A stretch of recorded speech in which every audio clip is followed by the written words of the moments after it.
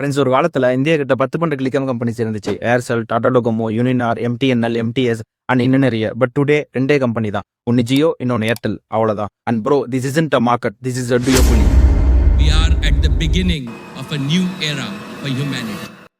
And look 2016ல Jio telecom மார்க்கெட்டுக்குள்ள வந்து ஃப்ரீ கால்ஸ், ஃப்ரீ டேட்டா எல்லாம் கொடுத்து கன்சூமர் எல்லாத்தையுமே அவங்க சைடு எடுத்து மற்ற எல்லா கம்பெனியும் வந்து ஷட் டவுன் பண்ண வச்சிட்டாங்க. இது எல்லாருக்குமே வந்து தெரிஞ்ச ஒரு கதை தான். பட் அவங்க அதை எப்படி பண்ணாங்க, இதுக்கு பின்னாடி இருக்கிற உண்மையான ட்ரூத் என்ன, இதை பத்தி வந்து யாருமே பேச மாட்டேங்கிறாங்க. அண்ட் அவங்களோட perfect timing, policies, spectrum rules and BSNL மாதிரி ஒரு கவர்மெண்ட் கம்பெனியால ஏன் இவங்க கூட காம்பீட் பண்ண முடியல, அண்ட் இன்னுமே அது ஏன் இவ்வளவு வீக்கா இருக்கு, இதெல்லாம் பத்தி தான் இன்னைக்கான வீடியோல பேச போறேன். வாங்க வீடியோக்குள்ள போகலாம். Chapter 1, the untold time can. Jio ஏதோ லக்ல உள்ள வந்துட்டு டெலிகாம் மார்க்கெட்டை கேப்சர் பண்ணல. இது எல்லாமே வந்து அவங்களோட ப்ரீ பிளானிங் தான். அது எப்படின்னு நான் உங்களுக்கு சொல்றேன். ஃபர்ஸ்ட் நான் அவங்க எல்லாருமே 2010க்கு வந்துட்டு ரீவைண்ட் பண்ணி கூட்டிட்டு போறேன். அந்த டைம்ல வந்து பாத்தீங்கன்னா கவர்மெண்ட் வந்து ஸ்பெக்ட்ரம் ஆக்ஷன்ஸ் எல்லாம் நடத்திட்டு இருந்தாங்க. இது ஒவ்வொரு டெலிகாம் பிளேயருக்கும் லைஃப் லைன் மாதிரி, அதாவது உயிர் மூச்சு மாதிரி வச்சுக்கோங்களேன். பட் இங்க விஷயம் என்னன்னு கேட்டீங்கன்னா, அந்த டைம்ல ஜியோன்னு ஒரு கம்பெனி இல்லவே இல்லை. அப்படியே 2015க்கு ஃபாஸ்ட் ஃபார்வர்ட் பண்ணோம் அப்படின்னா கவர்மெண்ட் வந்து இந்த டைம்ல 4G ஸ்பெக்ட்ரம் லைசன்ஸ் ஃபீஸ் எல்லாத்தையுமே வந்து கம்மி பண்ணி வச்சிருந்தாங்க.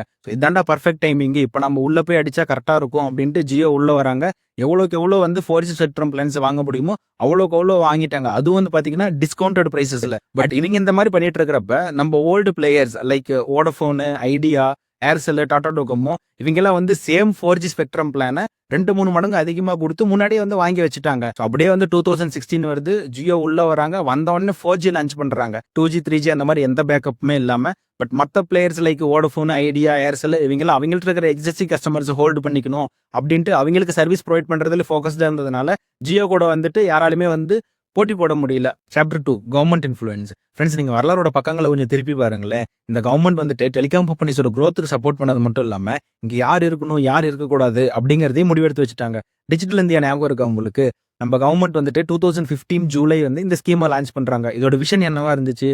Digital payments, digital governance and இந்தியாவில் இருக்கிற எல்லாருக்குமே இன்டர்நெட் கிடைக்கணும் அப்படிங்கிறது அதோட விஷனா இருந்துச்சு. இதை லான்ச் பண்ணி ஒரே வருஷத்துல ஜியோ 2016ல டெலிகாம் மார்க்கெட்டுக்குள்ள வராங்க. அது இப்படி இந்த கவர்மெண்டோட விஷனும், அதாவது இந்த டிஜிட்டல் இந்தியாவோட விஷனும் ஜியோவோட லான்ச்சும் பர்ஃபெக்டா அலைன் ஆகுது. ஒரு கோஇன்சிடென்ஸா இருக்குமோ? எனக்கு என்னமோ வந்து இது சஸ்பீஷியஸா தான் இருக்கு. அது என்னவா இருக்கும் அப்படிங்கறத நீங்களே டிசைட் பண்ணுங்க. இதெல்லாம் ஒரு சைடு இருக்கட்டும். இப்போ நம்ம பிஎஸ்என்எல் பத்தி பார்க்கலாம். பிஎஸ்என்எல் அப்படிங்கிறது நம்ம கவர்மெண்ட் ஓன் பண்ற ஒரு டெலிகாம் கம்பெனி. உண்மையாலுமே நம்ம கவர்மெண்ட்டுக்கு டெலிகாம் மார்க்கெட்ல ஒரு ஸ்ட்ராங்கான பிளேயர் வேணும் அப்படின்னா பிஎஸ்என்எல்லே வளர்த்து விட்டுருக்கலாம்ல. பட் அவங்க அப்படி பண்ணல. இன்னுமே பிஎஸ்என்எல் வந்துட்டு வீக்காவே தான் இருக்கு. நான் ஒரு எக்ஸாம்பிள் சொல்றேன் பாருங்களேன். ஜியோக்கு வந்து 4G 2016ல கிடைச்சிருச்சு.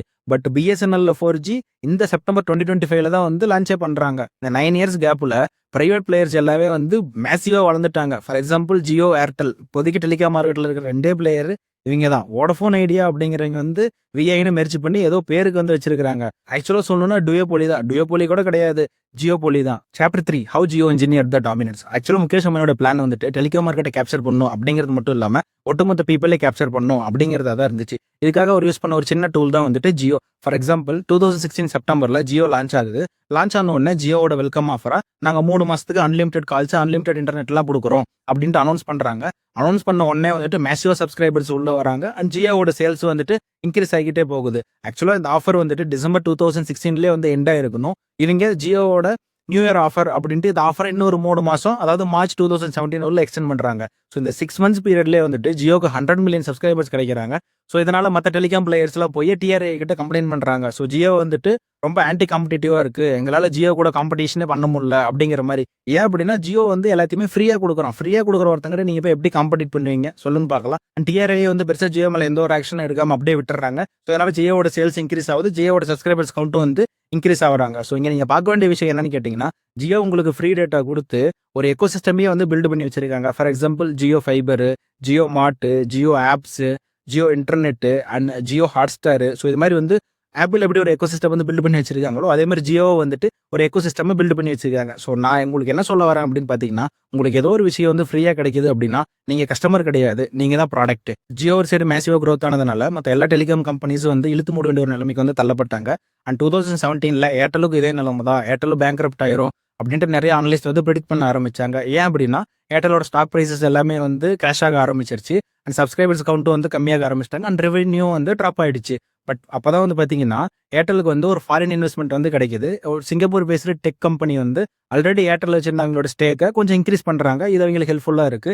செகண்ட் வந்து பாத்தீங்கன்னா ஏர்டெலோட என்டர்பிரைஸ் பிசினஸ்ல இருந்து வந்த கேஷ் ஃப்ளோ வந்து பார்த்தீங்கன்னா கொஞ்சம் ஸ்ட்ரீம் லைனாக இருந்துச்சு. அதாவது கொஞ்சம் நார்மலாகவே இருந்துச்சுன்னு வச்சுக்கோங்களேன். என்னதான் எங்களோட ஸ்டாக் ப்ரைஸில் வந்து கிராஷ் ஆனாலுமே வந்துட்டு அது இந்த இன்கம் ஃப்ளோ வந்து எதுவும் அஃபெக்ட் பண்ணல. ஸோ அது வந்து எங்களுக்கு கொஞ்சம் ஹெல்ப்ஃபுல்லாக இருந்துச்சு. அண்ட் தேர்ட் வந்து பார்த்தீங்கன்னா ஏர்டெலுக்கு ஆஃப்ரிக்காலேயே வந்து நெட்வொர்க் இருந்துச்சு. அண்ட் அவங்க இந்த ஏர்டெல் ஆஃப்ரிக்கா வந்து லண்டன் ஸ்டாக் எக்ஸ்சேஞ்ச் ப்ரோக்ராமில் லிஸ்ட் பண்ணி ஒரு $750 million வந்து ரைஸ் பண்ணுறாங்க. அண்ட் இந்த விஷயங்கள்லாம் பண்ணி வந்து ஏர்டெல் எப்படியோ வந்து தப்பிச்சிருச்சு.